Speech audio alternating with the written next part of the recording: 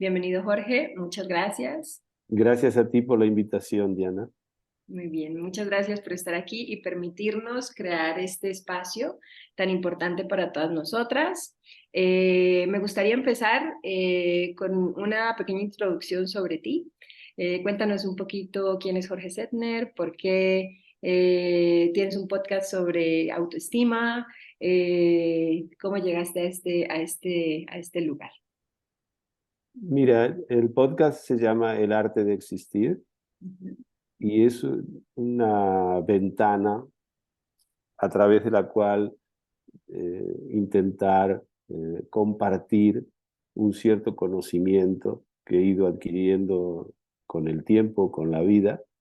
Yo no tengo ningún tipo de titulación académica, no soy una persona de estudios universitarios, sino que soy una persona que se busca a sí misma como tantas y que en ese camino de búsqueda personal ha ido encontrando algunas herramientas que entiendo pueden servir a los demás para eso, hacer de la vida algo más ligero y sobrellevar un poco todas las situaciones que se nos van planteando. Entonces, desde hace años, unos 30 años, digamos, yo comencé en ese camino de búsqueda a practicar la meditación Zen y eso yo lo he hecho con mucha dedicación durante 10 años cada día en un centro Zen y tuve la situación de tener una comprensión muy amplia, sobre todo de quién soy. Y a partir de allí, en ese momento en el que tuve esa comprensión, muchos de mis sufrimientos existenciales desaparecieron. Y claro, yo me di cuenta que eso no podía ser exclusivamente para un Jorge separado de los demás, como yo me había concebido hasta ese día, sino que era algo propio de todos los que somos. Entonces, a partir de ese día empecé a compartir ese conocimiento. Eso me ha llevado a dejar mi profesión de escritor y de guionista que durante muchos años había desarrollado y empecé a hacer talleres de autoconocimiento. Eso se transformó en procesos de acompañamiento personal desde hace unos 20 años a individuos y luego se ha transformado en libros, y luego se transforma en podcast, también en dirigir meditaciones todas las semanas aquí en mi casa, hacer retiros y cualquier medio es apropiado para acercarme a las personas, llegar a las personas y compartir ese enfoque.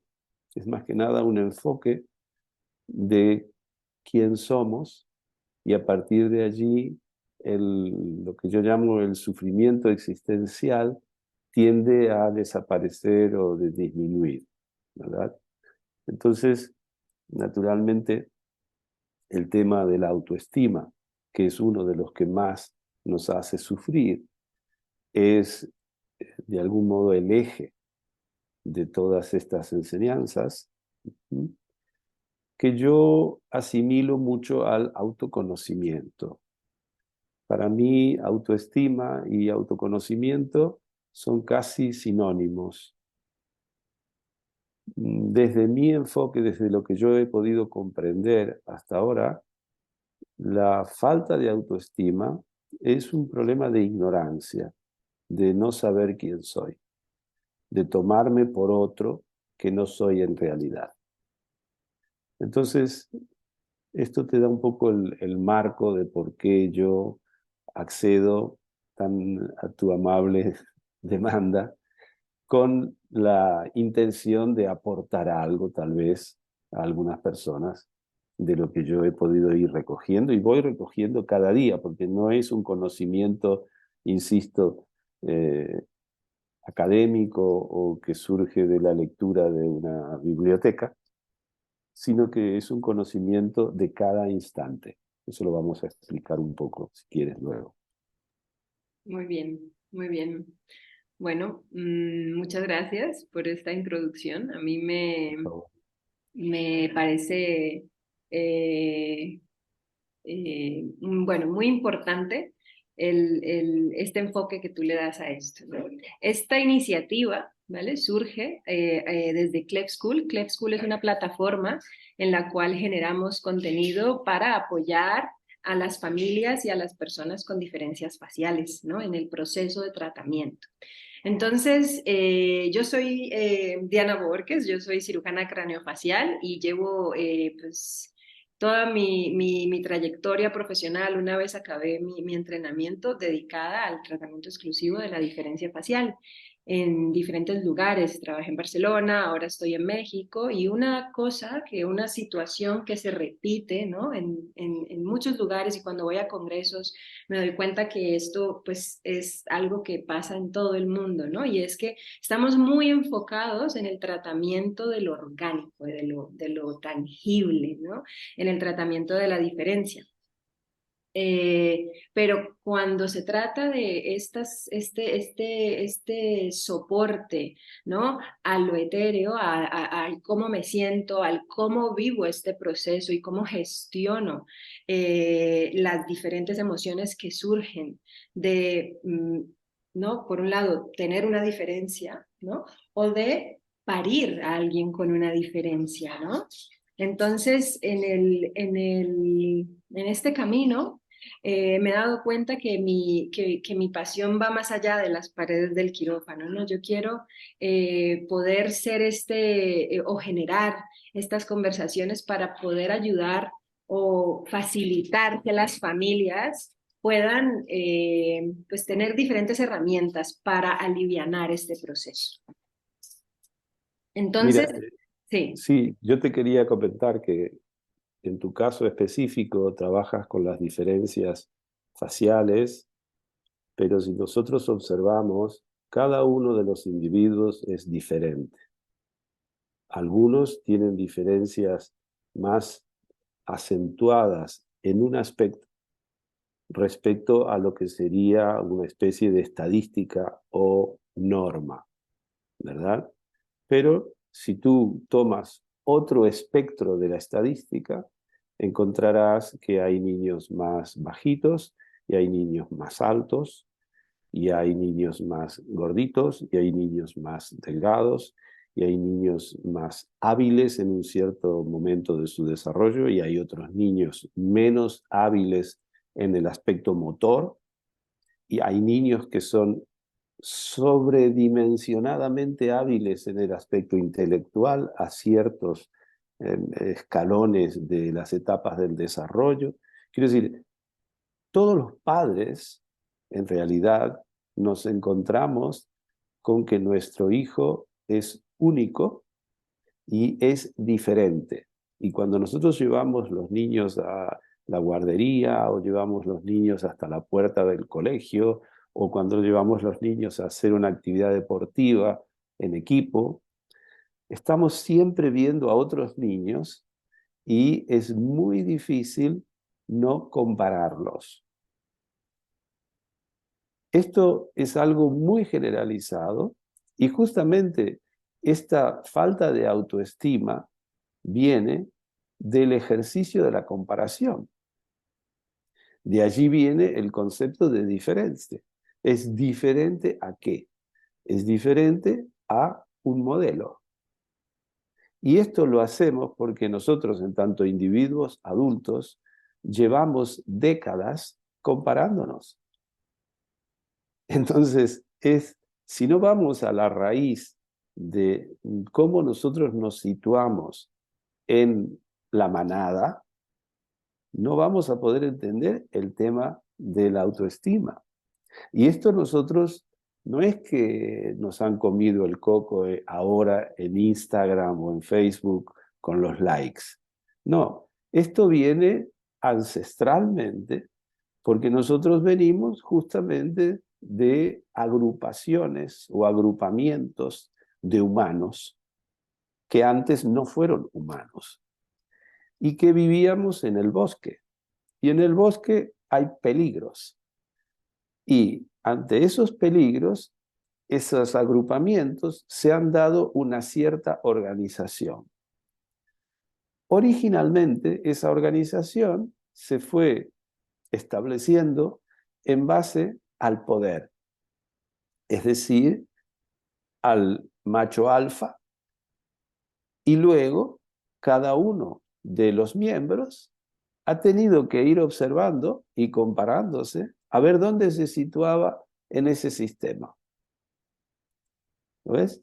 Quiero decirte que esto de resituarnos, de ubicarnos y de compararnos es algo que es muy difícil de extraer de nuestro inconsciente. Entre otras razones, porque nuestro proceso de sociabilización nos lo pide. Es decir, un niño en P3 llega nuevo a una clase y tendrá que situarse. Y tendrá que situarse en esas dinámicas de poder que existen, de afectos, de aversiones, de cariños, de amistades, y todo eso es como que lo llevamos en el ADN. Entonces, lo que yo quiero hacer hincapié es que, por un lado, tenemos que darnos cuenta que esto es así, que esto existe, y por otro lado, comprender que esto no tiene nada que ver con quién soy yo. Y este es el gran equívoco en el que nos estamos moviendo. Nosotros podemos coleccionar likes y compararnos con el amiguito que tiene más o menos likes,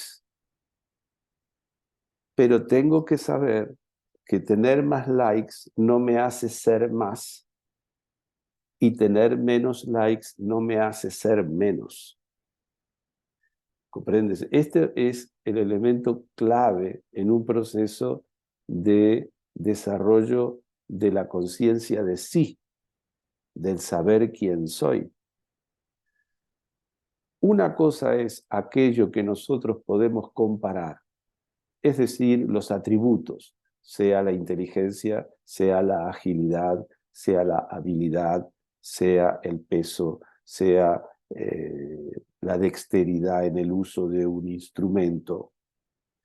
Todo aquello que puede ser comparable no tiene nada que ver con quien yo soy.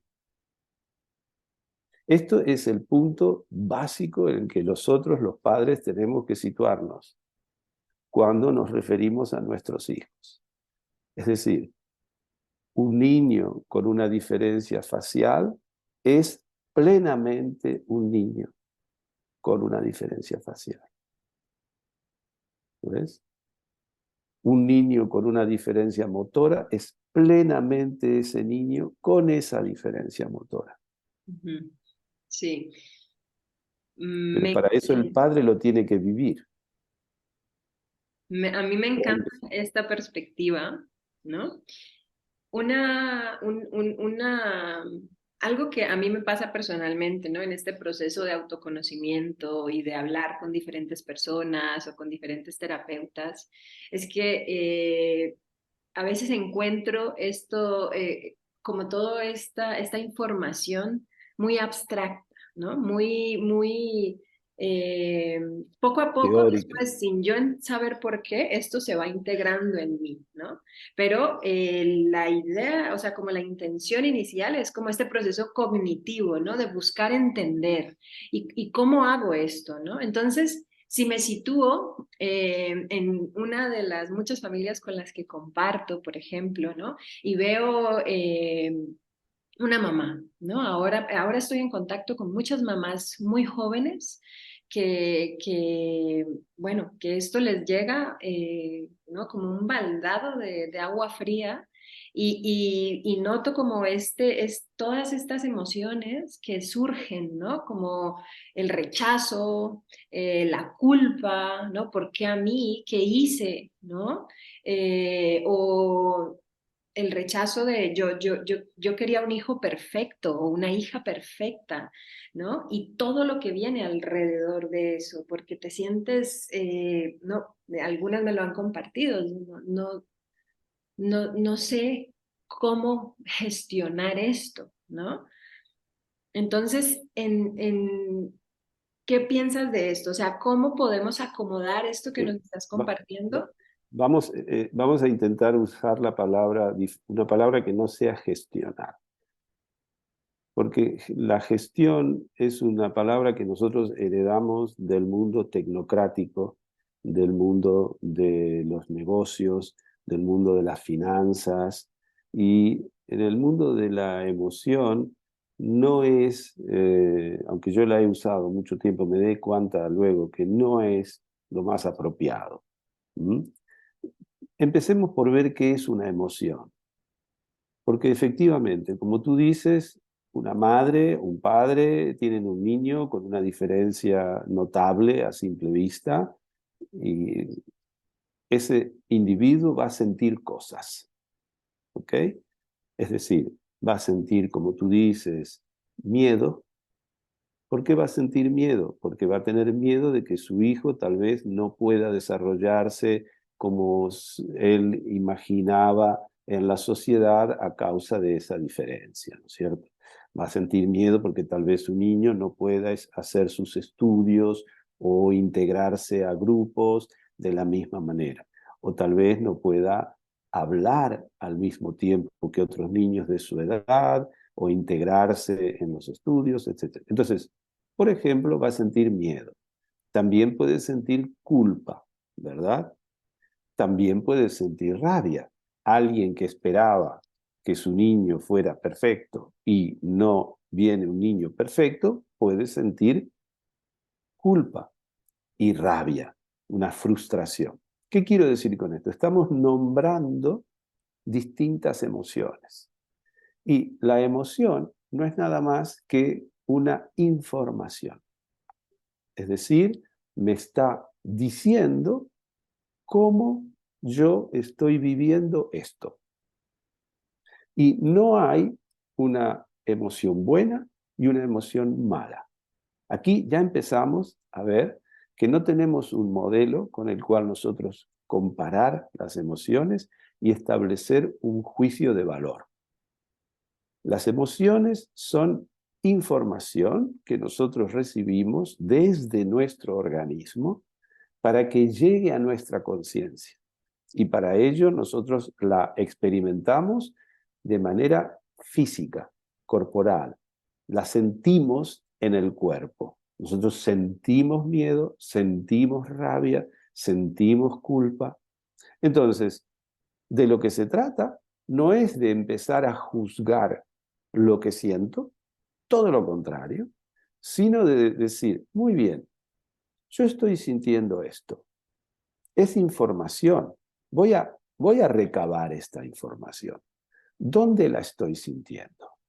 Primero que todo, ¿dónde la estoy sintiendo? Porque no es lo mismo sentir miedo en todo el cuerpo que sentir miedo en el pecho, sentir miedo en el vientre, sentir miedo. ¿Dónde lo estoy sintiendo? ¿Y qué es eso que estoy sintiendo? Luego tenemos que saber que las emociones siempre se presentan a pares. No estoy sintiendo solo miedo. Nunca estoy sintiendo solo miedo. Lo que pasa es que hay una que se me vuelve más evidente, que está en el primer plano. En este caso, pongamos el miedo. Pero tal vez, si yo observo, veo que al lado de ese miedo, simultáneamente estoy sintiendo rabia. ¿Por qué me importa esta información? Y porque la información que me llega es a nivel también energético, decíamos. Y el miedo es una energía fría y de contracción, que yo voy a sentir cada vez que me enfrento a algo que siento como peligroso, o donde yo corro un peligro, o donde yo corro la posibilidad de generar un peligro, a otro. Entonces, esas dos situaciones me generan miedo. Y, en cambio, la rabia es una energía de calor y va hacia afuera. Es lo que me permite apartar de mí aquello que me está molestando. Entonces, fíjate cómo se genera un equilibrio entre lo frío hacia adentro y lo caliente hacia afuera. Y esto tengo que entender qué es lo que estoy sintiendo. Y además, tengo que ver que esta información también tiene un aspecto cognitivo. Es decir, ¿qué me estoy diciendo cuando siento miedo? Porque hay una frasecita que me estoy diciendo. ¿Lo ves? Hay una frasecita. Y hay una frasecita que me estoy diciendo en un segundo plano que me da rabia. Quiere decir que mis discursos mentales no siempre son unívocos. Estoy diciéndome cosas y tengo que tratar de tomar conciencia de todo esto, dónde lo estoy sintiendo, cómo es lo que yo estoy viviendo en el cuerpo y habituarme a reconocer esta información, que es lo que luego nosotros trataremos de transmitir como habilidad de vida a nuestros hijos. En cambio, si yo parto de la base de que es malo sentir rabia en ciertas situaciones, va a venir el niño frustrado de la escuela porque no le pasan la pelota y yo le voy a decir, no tienes que sentir rabia. Claro, y si tú a una persona le dices, perdón, que voy a interrumpir el chat para que no haga ruidos. Si tú a una persona le dices, no tienes que sentir rabia, cuando estás sintiendo rabia, estás desautorizando su fuente de información. Es como dice, no creas en tu GPS. Tú cree lo que yo te digo por dónde tienes que ir. Esa persona empieza a generar desconfianza en sí misma, porque no tiene una referencia de su propia experiencia para guiarse en la vida. Entonces, algo que nosotros tenemos que saber es que a los niños jamás, jamás hay que ponerles en cuestión lo que sienten. Lo que siente una persona es sagrado. No se puede cuestionar, porque si no, a esa persona le estás diciendo, no confíes en ti. Entonces, ¿qué autoestima puede tener una persona que no confía en su propia experiencia somática? Wow, ¿Comprendes? esto es, bueno, esta información que acaba de dar es como súper importante. Su, Tenemos que escuchar lo que la persona siente Ujú. y validarlo en su experiencia sentida.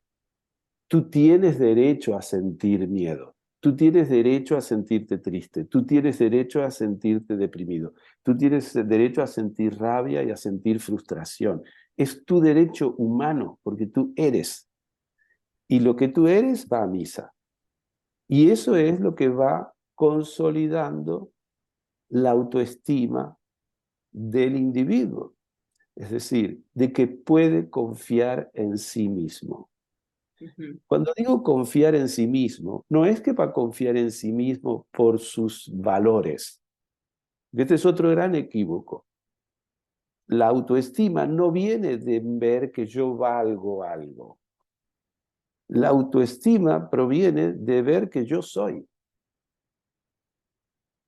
Esto tenemos que metérnoslo en la cabeza porque fíjate que la palabra autoestima, si nosotros vamos observándola, la palabra estimar algo, se estima muchas veces el peso de algo. Con una balanza tú estimas el peso de algo. ¿Ves? No quiere decir que ames eso. No es que la palabra estimación es bastante perversa. Fíjate que estimar ya de por sí es medir. ¿Comprendes? Y Sí. nosotros estamos tratando de deconstruir esa concepción de que el amor no es algo medido, no es algo que sale del fruto de una comparación con un ideal, Ujú. ¿entiendes? Entonces, se trata de desconstruir completamente el concepto y darnos cuenta de que no tenemos otra palabra para usar, porque en nuestra lengua se usa autoestima, Ujú. pero tenemos sí que revisar mucho lo que significa, Ujú. ¿entiendes? Entonces, tener autoestima no significa, dice, yo me voy a dar amor.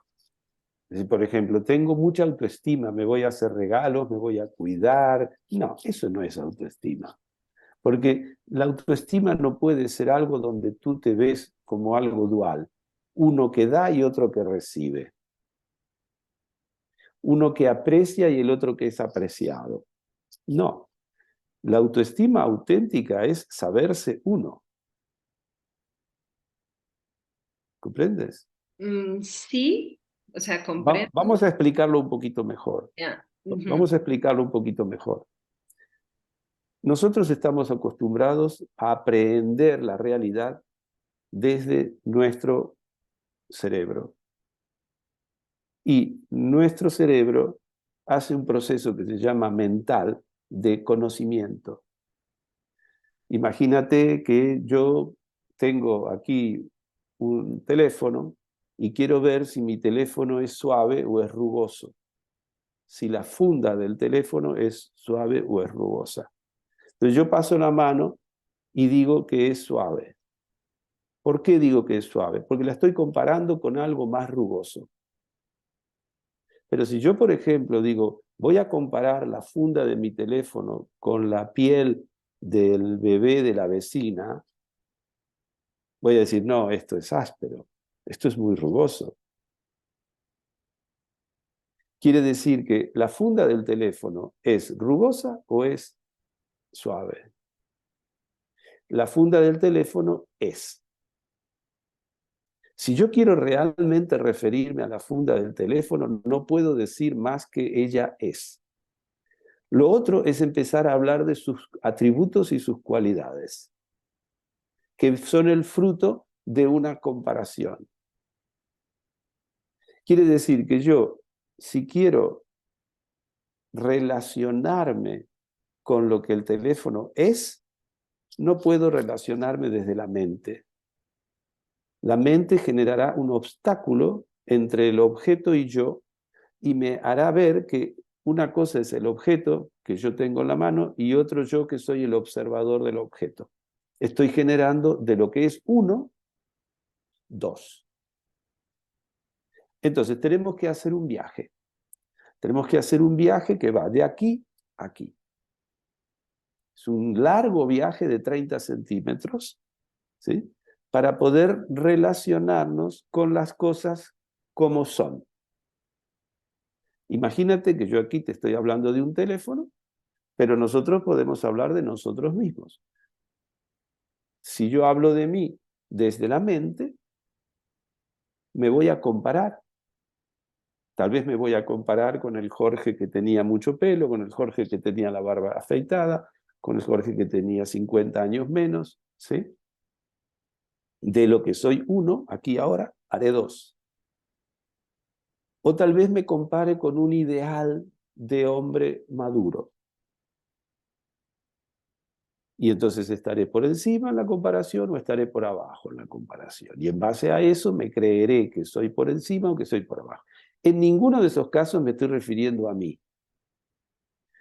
Estoy tomándome como un objeto mental y lo comparo con otro objeto mental que es ideal, o que vi en una película, o que vi en una revista, o que vi en una pantalla. Entonces, nosotros no somos objetos. Si yo quiero profundizar en un proceso de autoestima, tengo que profundizar en un proceso de autoconocimiento y llegar a la conclusión que de mí, si quiero hablar, solo puedo decir yo soy. Ok. Me encanta, me encanta esto de si quiero profundizar en un proceso de autoestima, debo profundizar en este proceso de autoconocimiento sin juicio, ¿no? Sin, No puede haber juicio, exacto. claro. Entonces, me estoy poniendo en la piel, ¿no? De una mujer que acaba de dar a luz un bebé y que o bien ya le habían dado el diagnóstico cuando estaba embarazada o que se está enterando en el momento que ve a su bebé, ¿no? Y, Ese es su camino de autoconocimiento. ok, ¿no? Es en ese momento, y si el juicio sale, o el juicio no, la emoción, el rechazo sale, ¿Sí? entonces es bueno, acepto que estoy sintiendo esto, Por escucho supuesto, por supuesto, dónde lo por estoy supuesto. sintiendo. Ok.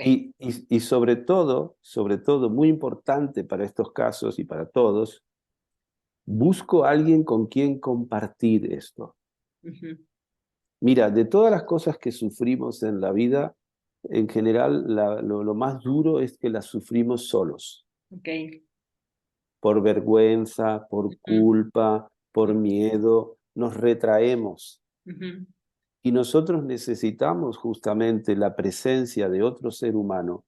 Ese otro ser humano es el representante de la humanidad.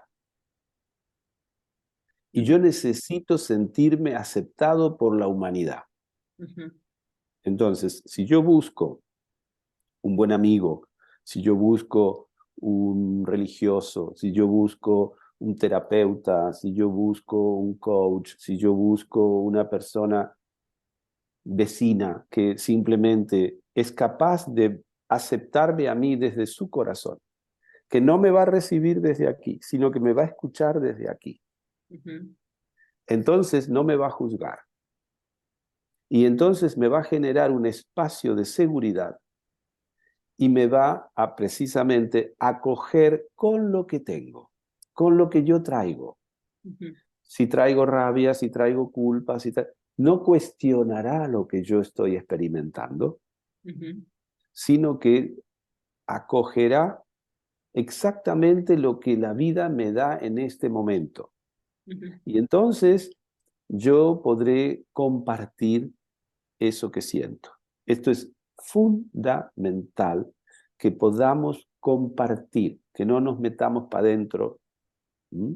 Y tú hablas muchas veces de la mamá que recibe, estas mamás en general tienen un compañero Ujú. y es una oportunidad para que esas dos personas que están sufriendo exactamente lo mismo, Ujú. compartan, Ujú. encuentren un espacio, tal vez con otros padres que tienen las mismas situaciones o no, sino entre ellos tienen que buscar ayuda para comunicar, para poner en común lo que cada uno de los dos está sintiendo. Y entonces van a ver que ese ejercicio de comunicación Ujú. los va a unir, los va a consolidar en su intimidad. Van a poder afrontar juntos las situaciones de la vida, que de eso se trata. Ujú. ¿Mm? Todo Bueno, esto nos lleva siempre hacia el mismo lugar, Diana. Siempre nos lleva hacia el corazón. ¿Ves? qué valioso esto que estás diciendo, porque en el acompañamiento, ¿no? O los espacios donde puede haber este compartir, esta escucha, son muy, muy Fundamental, escasos fundamental. en los hospitales, ¿no? En los centros de tratamiento. Y lo que yo observo, ¿no? Es que precisamente lo que las mamás, los papás hacen es como no quiero sentir esto porque me siento mal, me siento que no debería de sentir eso, ¿no? Juzgamos estas emociones, entonces en lugar de compartirlas, ¿no? Nos encerramos en nosotras mismas y, Sí, eso genera, se enquista. ajá, Tú ajá. como médico sabes perfectamente que cuando una energía se enquista, después va hacia la inflamación, después va hacia las contracturas, después va hacia las úlceras, después va hacia los tumores, después va...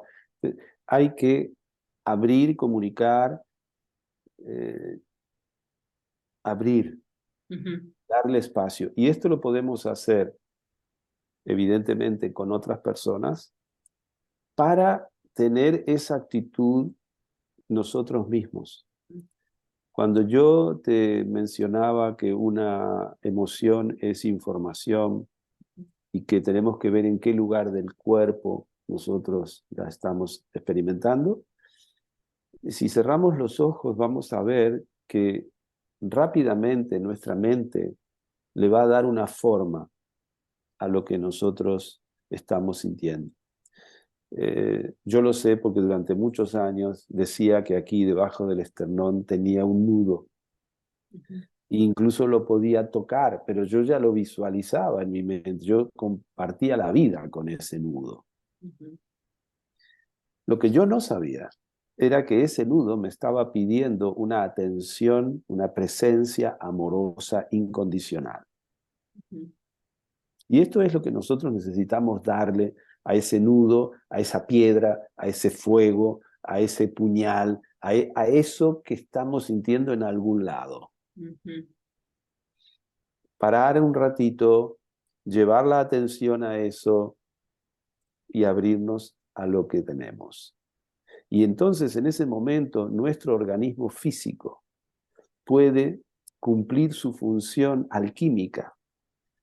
Nuestro organismo físico tiene un poder extraordinario para transformar esa energía que es la emoción, energía, movimiento, emoción, ujú. que no se mueve. Es decir, lo que nosotros sentimos es que de pronto hay una energía que debe moverse y no se mueve. Entonces, para que se mueva, tenemos que darle una atención amorosa, una presencia incondicional, abrir nuestro corazón, acogerlo con cariño y empezaremos a ver el milagro de que esa energía se empieza a transformar. Se empieza a transformar, evoluciona, va para otro lado, ahora ya no es el nudo, ya es otra cosa. Y de pronto me doy cuenta de cosas. Es decir, que se produce el proceso alquímico por el cual una energía vasta, como puede ser la rabia, o el miedo, o la culpa, o la vergüenza, o lo que sea, se transforma en conocimiento. ¿Pero en conocimiento de qué? En conocimiento de quién soy yo. Ujú, Esto es lo más maravilloso. Ese es el sentido de que nosotros emocionemos. Todo lo que vivimos, cualquier cosa, nos sirve para profundizar en el conocimiento de quién soy yo. ¿Y por qué la emoción? Porque ese conocimiento de quién soy yo no es un conocimiento libresco que yo voy a acumular en una biblioteca. Siempre es del instante presente. Esta es la gran característica. Yo no puedo conocerme para mañana, ¿entiendes? ujú, El conocimiento significa un estado de conciencia, no significa una frase, significa saberme. Y saberme es saberme una fuente de amor. Eso es, en el fondo, lo que experimentamos cuando nos conocemos. Y cuando tú te sabes una fuente de amor, empiezas a ver que todo lo que existe es uno. ujú, Dejas de verte como un ser separado, ¿lo ves? ujú, Y entonces ves que el niño con una diferencia facial y el niño sin diferencia facial forman parte de lo uno. Y eso es lo que los padres necesitamos comprender cuando vamos a la escuela a acompañar a nuestros hijos. Que nuestros hijos son únicos, pero forman parte de lo uno. Esto es como las gotas de una ola. No hay dos gotas iguales y todas forman parte de la ola. Esto es como, por ejemplo, imagínate una biblioteca con miles de ejemplares. En esa biblioteca no hay dos libros que se repitan. Cada libro es único, pero todos son libros de la misma biblioteca. ¿Comprendes? sí. Entonces, ese es el proceso por el cual nosotros podemos, a partir de eso, encontrar paz interior, Ujú, amor, plenitud, y podemos eso verlo en nuestro hijo tal como es. Porque si no, nosotros vamos a siempre estar viendo a nuestro hijo como algo no realizado, no pleno. ujú. Elegiremos esa diferencia para darle el rótulo de no realizado. Y da igual si la diferencia que eliges es para arriba o para abajo, porque le estás haciendo el mismo daño. No estás relacionándote con él tal como es, sino que te estás relacionando con un objeto mental al que le estás dando unas características, Ujú, unos atributos y un juicio de valor. Lo estás estimando. Lo estás estimando por arriba, lo estás estimando por abajo. ujú, ¿Ves? Valor estimado, ujú. se suele decir. Ok. Peso estimado. Es decir, no soy exacto, pero lo estimo en tanto, Ok. ¿no? Eh, cómo estoy buscando, ¿no? Poner esto como Los pies en la tierra. un poquito, ¿no? A mí, al principio de hace unos años, cuando empecé como a encontrar disconfort importante y empecé a buscar herramientas, esto me parecía un camino enorme, tardado, pesado, ¿no? Eh, Inasible, ¿no? En ese momento como, ¿no? Y yo me imagino, ¿no? El momento por el que pasa una familia, ¿no? Cuando están, además de que ya tener un recién nacido, ¿no? Aquello es una locura de movimiento y de De cansancio, movimiento, de movilización. ¿no? Eh, ¿Cómo podríamos decir, ¿no? Practica este ejercicio, ¿no? O siente, o lo que decías antes, cierra los ojos, respira, ¿no? Para que te permitas sentir, acepta, ¿no? Y date cuenta que somos uno, que somos amor. ¿Cómo? Mira, todas las cosas que nos pasan en la vida nos están abriendo puertas para profundizar en el conocimiento de distintas dimensiones nuestras que ignoramos.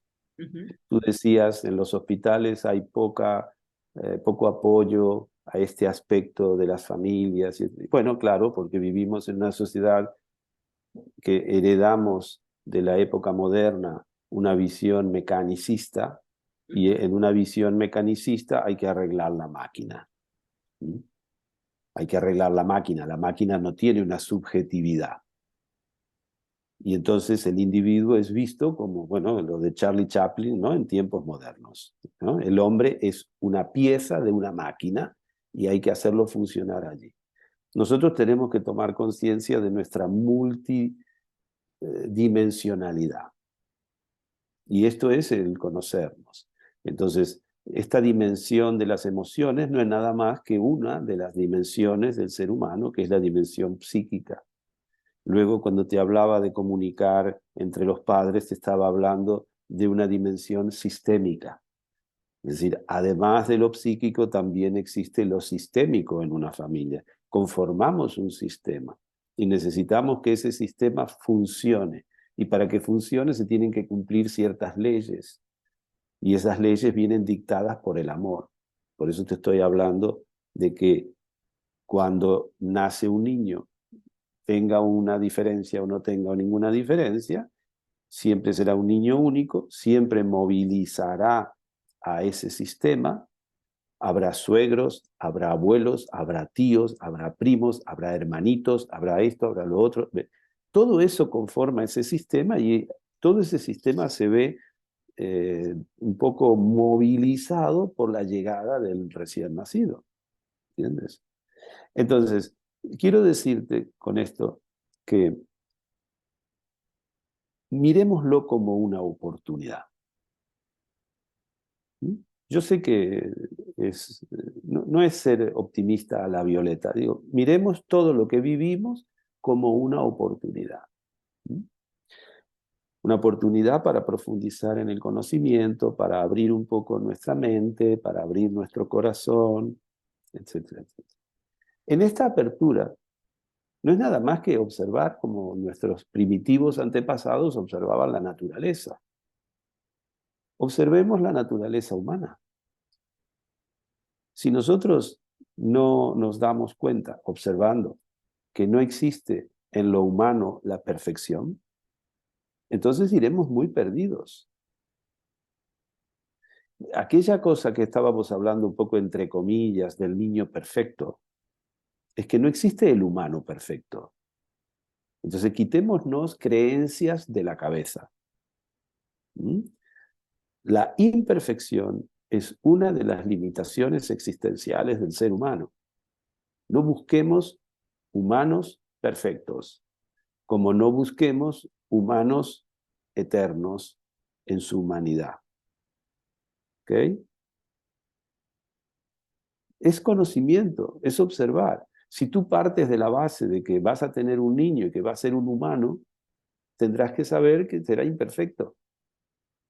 Pero puede porque tenga una diferencia al nacer, o puede porque en la escuela un día veas que el chico es disléxico, o veas que el chico no aprende a leer, o que no sabe jugar con los demás, o que, bueno, sí, algo tendrá. ¿Por qué? Porque es un individuo humano. ¿Lo ves?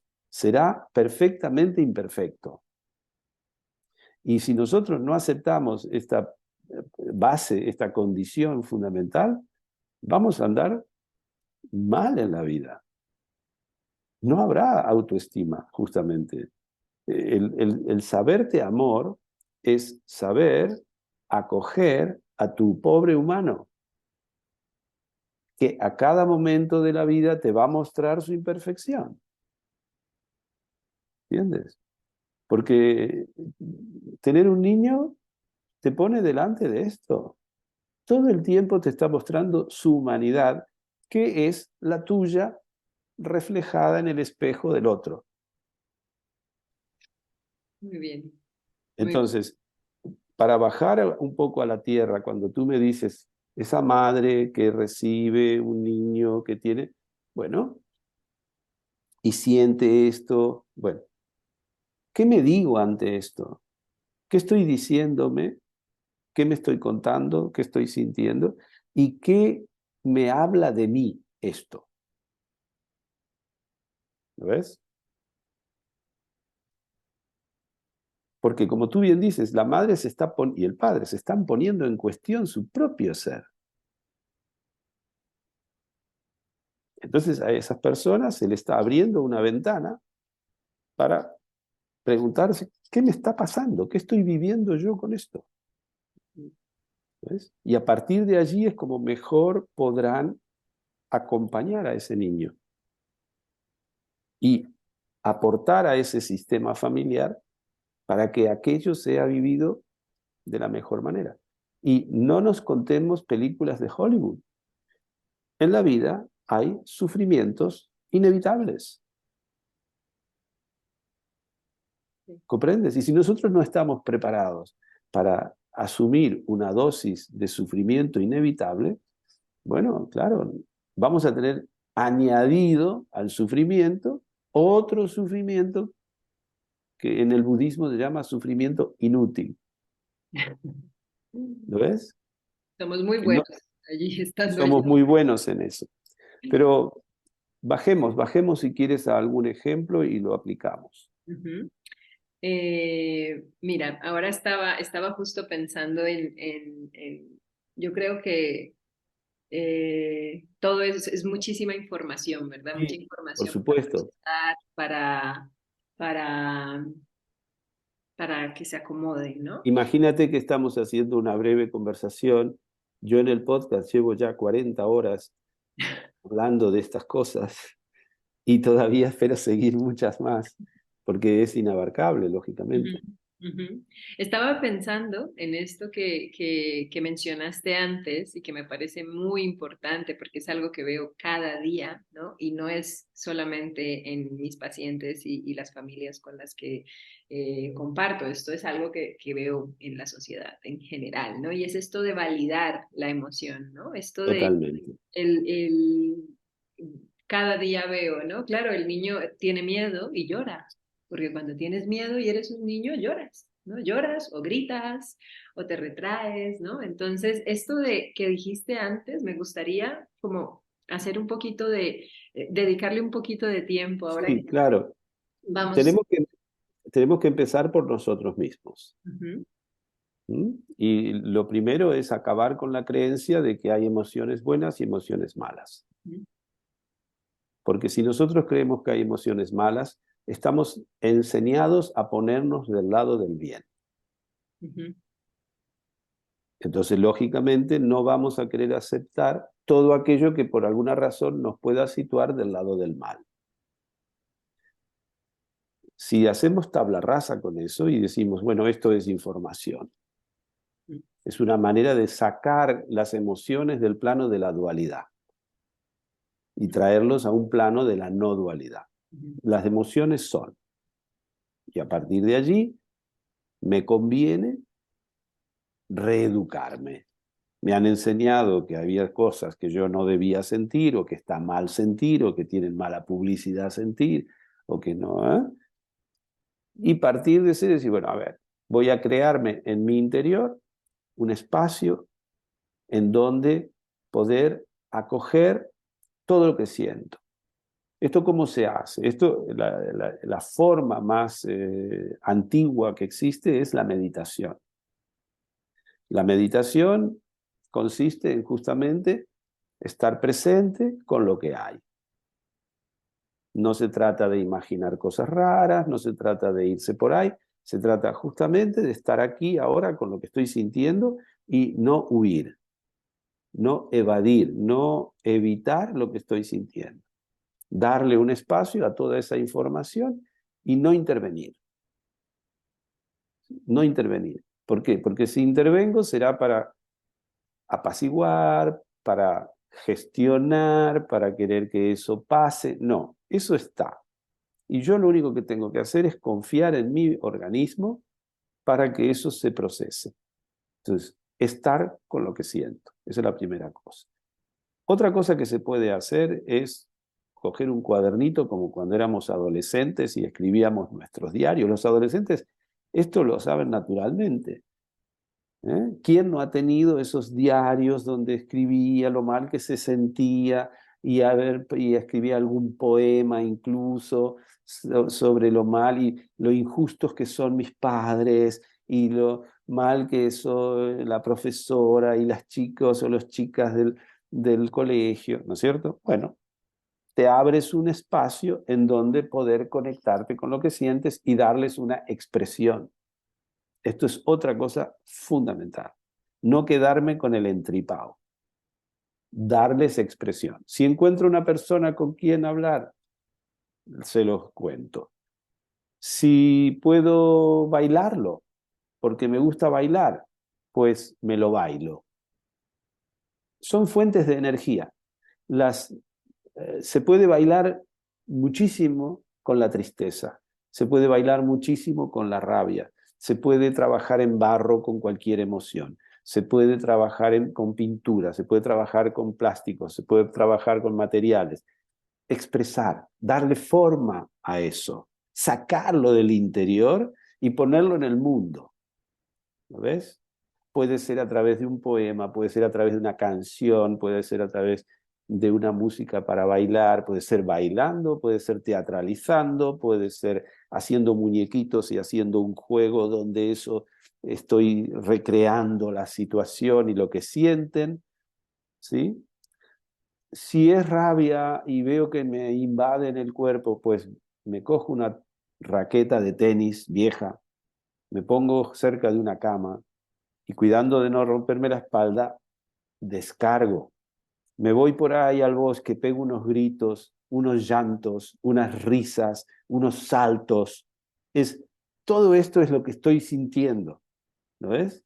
Y eso es nuestra fuerza vital, es lo que nos da energía. El entrar en contacto con el mundo, con las ideas, con las cosas y, bueno, lo expreso. Y la medida que lo expreso, lo voy conociendo mejor. ¿Lo ves? Y eso significa ir estableciendo un vínculo amoroso con mi experiencia de estar vivo. ¿Lo ves? Y eso es la autoestima. Eso es lo que vemos, por ejemplo, en algunos deportistas que tú ves que disfrutan jugando al baloncesto, ¿no? ¿Por qué? Porque es su mundo interior, su sentir transformado en juego. Entonces, el juego es otro de los grandes terrenos en donde nosotros podemos expresarnos libremente. Es un terreno de juego, justamente. Es donde ahí dentro, todo lo que está dentro del terreno de juego, dicen los jugadores de fútbol, queda en el terreno de juego. Es decir, ahí hay unas leyes propias donde nosotros nos expresamos dentro de ese marco. ¿No ves? Entonces, una página en blanco es un territorio de juego, un lienzo es un territorio de juego. Entonces, ¿qué voy a dibujar? ¿Aquello que me enseñaron a copiar un jarrón? No. Voy a sacar de mi interior todo aquello que estoy sintiendo y lo haré forma. ¿Ves? Bueno, es infinito las posibilidades que tenemos para expresar nuestro mundo emocional, expresar nuestro mundo interior, permanecer conectados con ese GPS, ¿comprendes? Sí. Que me va indicando momento a momento dónde estoy en la vida. Entonces siempre seré mucho más eficaz que si me estoy guiando por lo que me dijo mi madre hace no sé cuántos años, o mi padre, o la vecina, o lo que sea. ¿Mm? Hermoso esto, Jorge. Ahora se me viene a la mente porque creo que eh, tendrán esta duda, ¿no? Esto es en cómo valido mis emociones, las mías, ¿no? Y si eres padre o madre de un pequeño o de una pequeña que está ¿no? atravesando por un proceso de tratamiento que es largo y que es tan necesario como difícil, ¿no? De asumir para ellos, ¿no? Claro. ¿Cómo podríamos, así como para ir, ¿no? Ya Ujú. empezando a cerrar, Sí, cómo acompañamos, cómo validaríamos esa emoción, ese miedo, esa rabia, ese rechazo de las niñas, niños o adolescentes que están en este sí. proceso? Esencialmente lo que el niño necesita es una presencia de amor incondicional. ¿Sí? Eso el niño no se lo puede dar por sí mismo, se lo pide al adulto. ¿Mm? Y para el adulto es todo un desafío poder estar presente, pero si no está presente con su dolor, no consigue estar presente con el dolor del niño. Por eso estoy hablando tanto de los padres, porque es entrenándote en estar con tu sentir que vas a poder abrirte al sentir del niño. Porque aparte los niños son muy habilidosos para comunicar. Y como lo que ellos sienten es muy difícil de expresar con palabras, muchas veces nos hacen sentir a los padres lo que ellos están sintiendo para que nosotros entendamos. Entonces, lo que nosotros creemos es que es un mal comportamiento del niño, un no saber gestionar lo que sienten. No, no, él está exactamente haciéndome sentir lo que él siente para que yo me dé cuenta. Pero si yo lo reprimo, si yo lo castigo, estoy castigando su expresión en realidad. ¿Comprendes?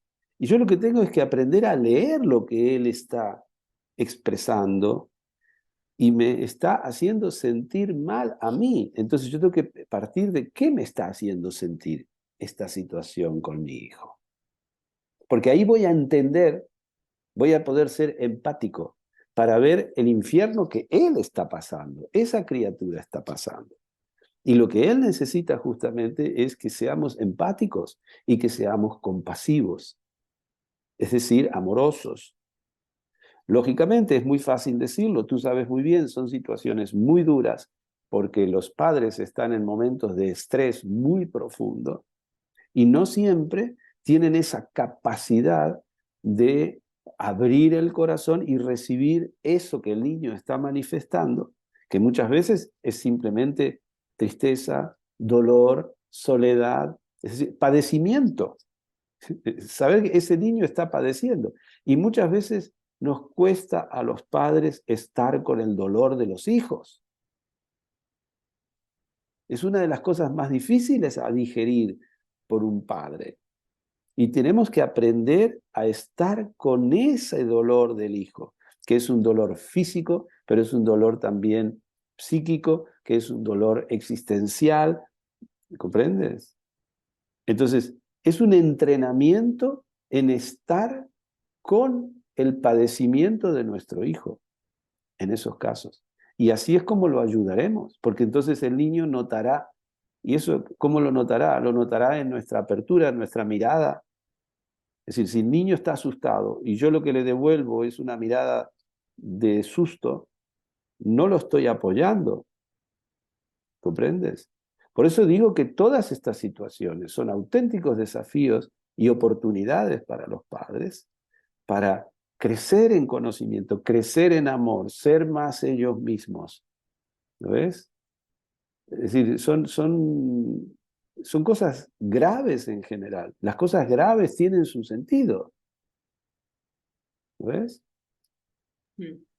Wow. Creo que no puedo expresar en palabras lo valioso que es todo esto que has compartido hoy con nosotras, porque hemos hecho un recorrido, ¿no? Sí, se podría profundizar muchísimo Sí. más y en casos en particular, absolutamente. Ujú, ujú.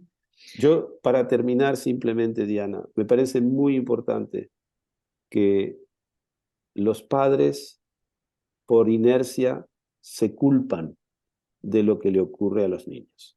Ujú, Entonces, es súper importante que los padres sepan practicar el perdón, que se perdonen. Es la vía del perdón la que les va a hacer reconectar con el amor. No es vergonzoso sentir culpa, es una emoción más, ¿sí? Pero es necesario perdonarse, ujú. porque el perdón es lo único que trae consigo el olvido, es lo que nos trae otra vez en el presente. Y el hijo que está en dificultades necesita que estemos presentes. Si nos quedamos en la culpa, no estamos presentes. ¿Mm? La culpa tiene una función. Mira, eh, toda emoción tiene una función. Y la culpa tiene la función de hacernos rever la historia y ver si hemos actuado mal o no. Y si hemos actuado mal, de poder rectificar o curar la herida que hemos causado y sobre todo de no volver a hacerlo. ¿Sí? Muy bien. Eh, Como tú te das cuenta, un padre al que le nace un niño con una diferencia facial, aunque lógicamente él sabe que no hizo nada para que esto ocurra, porque no es demostrable que él haya podido causar nada así, ¿no es cierto? Inevitablemente puede que sienta culpa. ¿Mm? Y en el fondo, esa culpa es la culpa de existir. Porque claro, si no existe, no tienes un hijo, y si no tienes un hijo, no tienes... Entonces, eso no le va a ayudar a acompañar a ese niño ni a sí mismo para estar acompañando eso. Entonces, la vía del perdón es una vía esencial. ¿Mm? No quería que termináramos sin hacer hincapié sobre esto porque es una emoción muy comprensible en el caso de los padres. Ujú, ujú. ¿Mm? Muy bien, muy bien. Bueno, yo creo que eh, vamos a seguir explorando todo esto, ¿no? Y como tú dices, esto es inacabable, pero Sí. creo que aquí hemos dado muchísimas pautas, hemos abierto, ¿no? Muchas puertas que están por ahí cerraditas, tapaditas, porque no tenemos información ni apoyo para poder abrirlas y ventilarlas y continuar, ¿no? Yo te Entonces, agradezco muchísimo la invitación y que hayas abierto este espacio, Diana, que sin duda tienes que continuar a nutrir, ¿no ujú. es cierto?, en el tiempo y será muy útil. Gracias, ¿eh? Gracias a ti, Jorge. Muchísimas gracias y en nombre de todas las familias, porque estoy segura de que todas van a estar supremamente agradecidas contigo, eh, mil gracias y esperamos poder seguir contando contigo. Cuando tú quieras. Bueno, gracias. Adiós.